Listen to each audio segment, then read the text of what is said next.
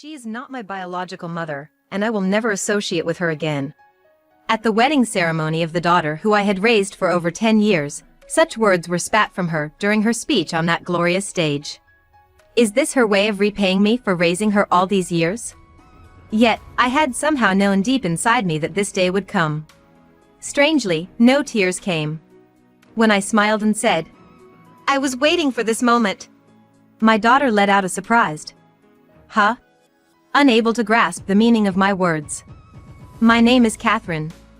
I met my husband, Bob, at the hospital. He had come to the hospital but was crouched in pain near the premises. I found him and helped him into the hospital. It seemed that he had developed a stomach ulcer due to stress, and when he recovered, he said he wanted to thank me properly.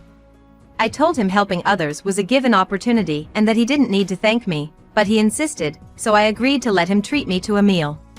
Upon talking, I learned that his name was Bob, and he told me he was having a hard time in his daily life and stress had piled up from all the chaos. When I asked what the stress was about, he told me that his wife had found another man and left him. I felt a slight sense of guilt wondering if I should be hearing all this, but maybe he really wanted someone to listen to his troubles. He shared a bit about his family situation with me. He had a 5-year-old daughter, but about a year ago, his wife started to neglect looking after their daughter. Despite leaving their daughter alone at home, every time Bob would contact her, she'd reply, "I'm at home with our daughter." Because of this, Bob, who sometimes left work early, believed his wife's words until he found his daughter home alone. Apparently, his wife would leave their daughter alone and go out, and even when Bob contacted her after finding their daughter alone, she still claimed, "I'm at home with our daughter." He started to become suspicious. Sure enough, his wife had been seeing another man, and while leaving their daughter to fend for herself, she was out dating. When his wife found Bob, who came home early, spending time together with their daughter, she made an excuse saying, "I made her to take care of the house just this once." But, when their daughter said, "Mom went out with a new daddy again today," there was no more room for excuses. Confronting his wife about this, she defiantly abandoned Bob and their daughter, saying, "I don't need you too.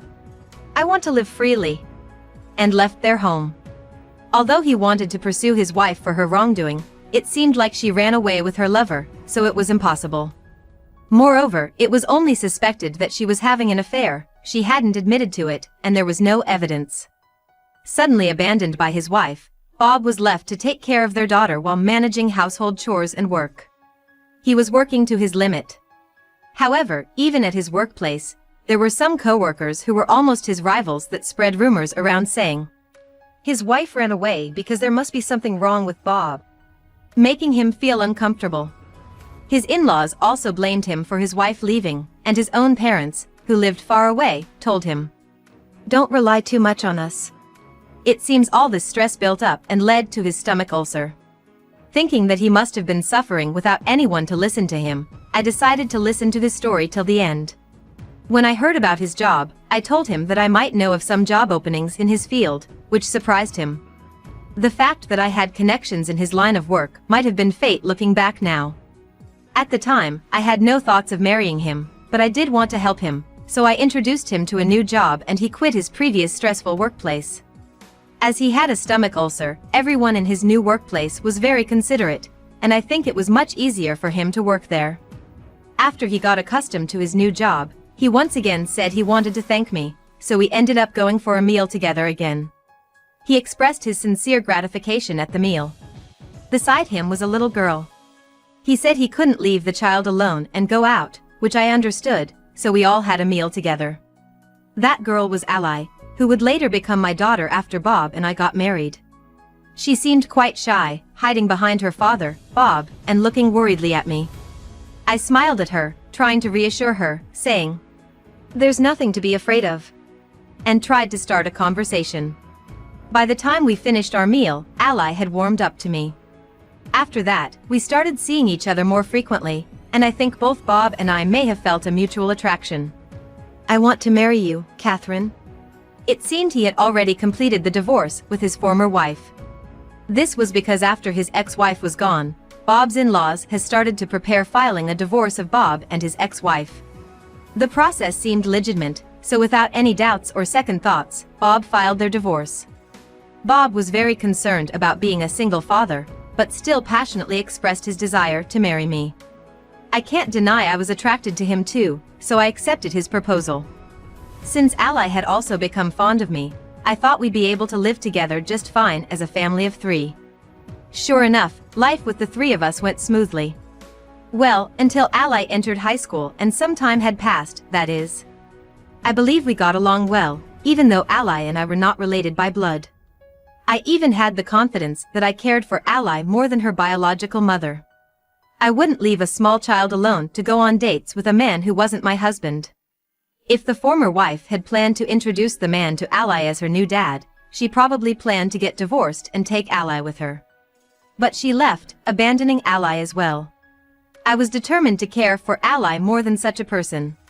However, it seems like whether my feelings were being fully conveyed to Ally was another matter. The incident occurred when Ally became a high school freshman. Ally came home and went upstairs to her room without saying I'm home, so I called out, "Welcome home," from downstairs, but there was no response. Worried that she might be unwell, I went upstairs and asked, "Welcome back. You didn't respond, are you not feeling well?" But she glared at me, saying, "Hold on. You didn't even knock, can you not enter my room? I think you're being insensitive." And she yelled at me. The door was half open, so I thought it was unnecessary to knock and spoke to her directly. Admittedly, it was wrong of me to peek into her room without knocking and speak to her. I apologized, saying, "I'm sorry. I was just worried." But I don't think it was something for Ally to get so angry about. Even after I apologized, she didn't calm down and instead kicked me out of the room, saying, "Just get out." From this point on, Ally's attitude towards me worsened. My attitude towards Ally remained the same even in front of Bob, and when Ally spoke harsh words to me, Bob also chastised her, saying, "Ally, you shouldn't speak that way to your mother."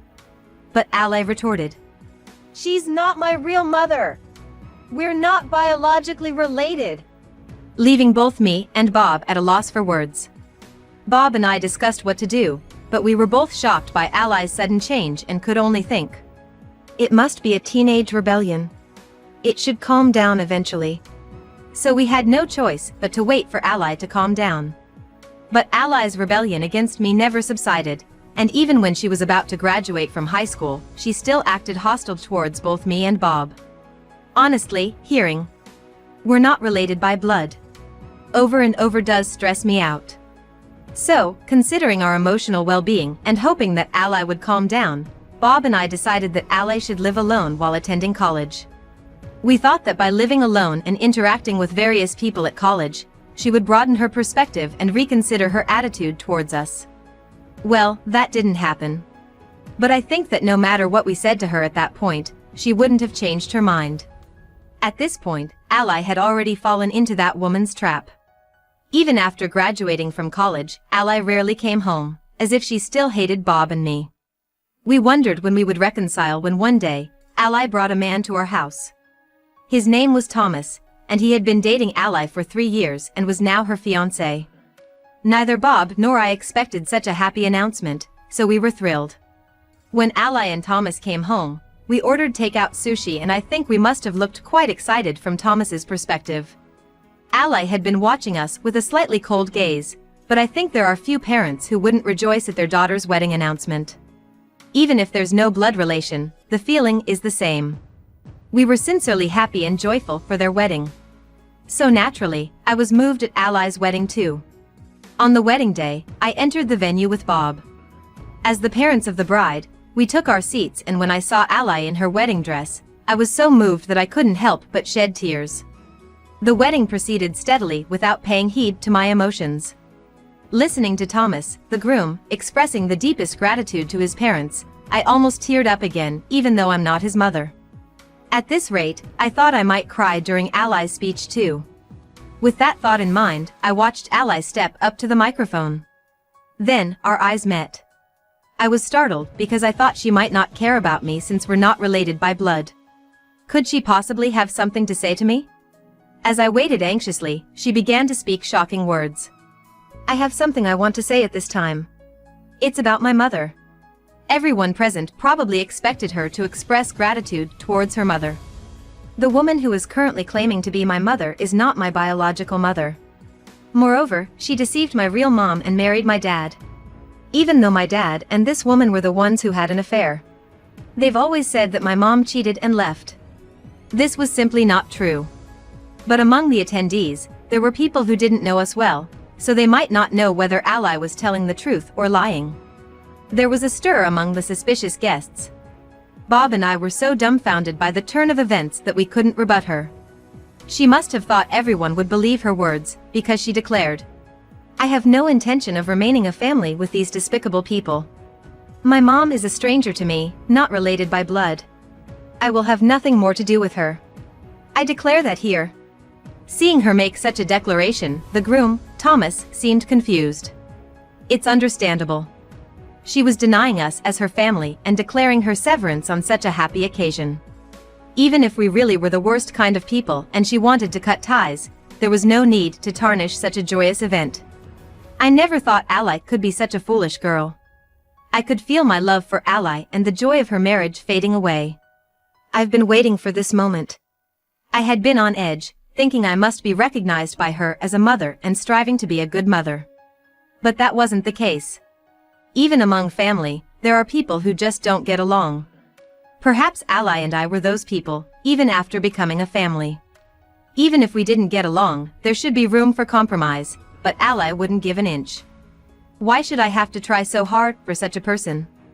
I might have been waiting for a chance to not worry about Ally anymore. And that chance was now. Huh? Ally let out a surprised voice, perhaps because my reaction was different from what she imagined. But neither Bob nor I cared about Ally's confusion. Well, shall we go home then? It seems like we're not being recognized as parents here.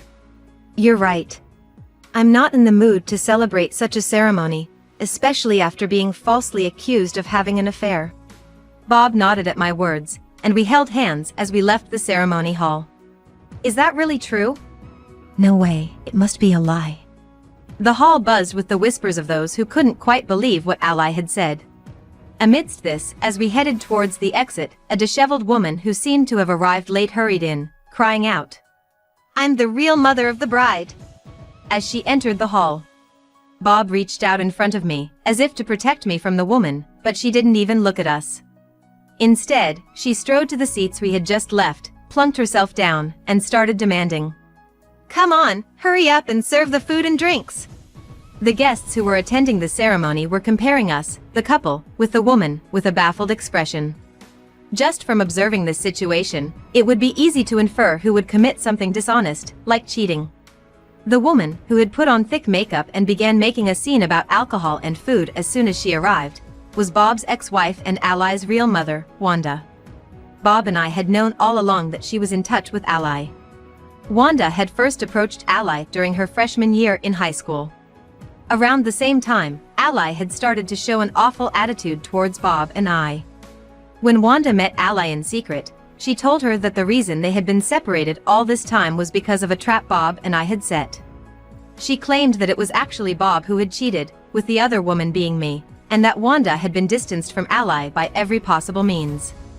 Ally believed her mother's words and began to treat us harshly, likely planning to call her real mother after condemning us at the ceremony. I never thought she'd actually invite her to the wedding. Wanda probably approached Ally because she wanted money. How do you know that? As we were on our way home, Bob shared his thoughts about Wanda, prompting me to ask him. Well, if she approached Ally when Ally was in high school, Ally was at an age where she could choose her own guardian, right? But Wanda didn't try to get custody of Ally. That's because she didn't have the money to send Ally to college. She must have thought she'd have us cover that. So Ally, being told this by her mother, decided to rely on us for financial matters. And she was probably thinking of cutting ties with us as soon as the expensive wedding was over. Talk about being cut off in the middle of a wedding. We sighed together, astonished. Ally probably has not realized what she has done yet. She ruined not only her own big day but also that of the groom, Thomas, by inviting her greedy, uncouth mother to the wedding and cutting ties with us. she doesn't seem to have any idea how this will affect her in the future. As soon as we arrived home, we received a call from Ally. Answering the call, Ally's voice came through, sounding pained. What should I do? My engagement has been called off. Wait, what happened? I asked, playing dumb. Don't play dumb. The lawyer my father hired showed up with evidence of Mom's affair. On the way home, Bob had been in contact with a lawyer he had consulted, but I didn't expect that he has sent the lawyer to the wedding. In truth, it wasn't until this past year that Bob had really found out about Wanda's infidelity. Until then, we hadn't been able to hire a private investigator due to Ally's college expenses. But once Ally graduated from college, we had some extra money. After that, we hired a private investigator to dig deeper. The affair was something that happened a long time ago, but it turned out that Wanda and her then-affair partner were still living together. However, he had grown tired of Wanda's money-grubbing personality and her expectation that their daughter would support them if necessary. He agreed to provide evidence of their affair in exchange for Bob not asking for compensation for emotional distress. Once he handed over the evidence of the affair, the man disappeared. With the man who had been supporting her now gone, Wanda must have panicked and came to her own daughter's wedding, trying to re-establish her position as a mother. Well, showing herself in such a state backfired, to say the least. Having nowhere else to run, Wanda reportedly clung to Ally's wedding dress and begged for her help. The groom's family, who had watched Ally defend her adulterous mother and insult and cut ties with her father and I who had raised her, must have decided to call off the wedding, saying, "We never thought she was that kind of person." Upon hearing that, I let out a heavy sigh and said, "Isn't all of this self-inflicted, Ally? If only you had trusted us enough to talk to us before trusting your real mother, we could have proved that we were not having an affair. Weren't you the one who one-sidedly despised us and severed ties? We consider you a complete stranger now, so please never contact us again." I hung up the phone. Naturally, Ally never ended up marrying Thomas, and she ended up having to pay the full cost. Moreover, she now has her real mother as her burden, so she seems to be in quite a predicament. Since she had invited her colleagues from work to the wedding, her misdeeds have become well known, and she's in an uncomfortable position. But she can't quit because she needs the money. As for us, we moved without telling Ally. We thought that she might come to rely on us someday because she knows the location of our old house. Now, we live peacefully in a tranquil location, having forgotten about Ally and Wanda.